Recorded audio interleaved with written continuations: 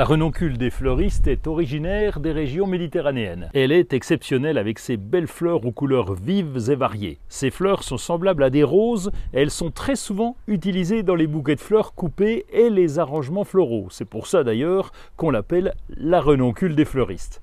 C'est une plante vivace appartenant à la famille des renonculacées. C'est la même famille que le bouton d'or. Les fleurs sont les parties les plus remarquables de la plante.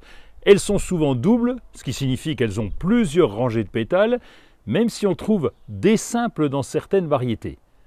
Les couleurs des fleurs varient largement, allant du blanc pur au jaune vif en passant par les nuances de rose, de rouge, de violet. Certaines variétés présentent également des fleurs bicolores. Elles possèdent un feuillage vert foncé composé de feuilles divisées qui peuvent parfois ressembler à celle d'un feuillage de fougère. Elle n'est pas très haute, elle fait, on va dire de 30 à 60 cm de hauteur en fonction des variétés. La floraison arrive au printemps et jusqu'en début d'été, tout dépend des conditions climatiques.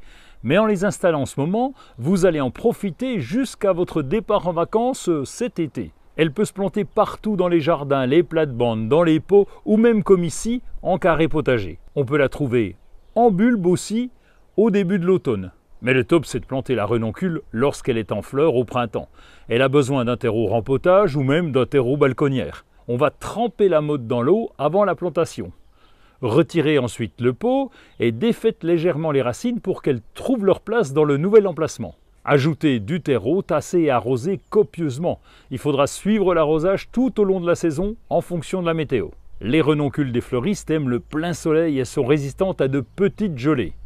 Il faudra les couvrir si jamais un coup de froid est annoncé. Un voile d'hivernage fera l'affaire. Sinon, vous pouvez rentrer le pot pendant la nuit. Pour l'entretien, c'est assez simple. Vous n'aurez qu'à retirer les fleurs une fois qu'elles sont fanées.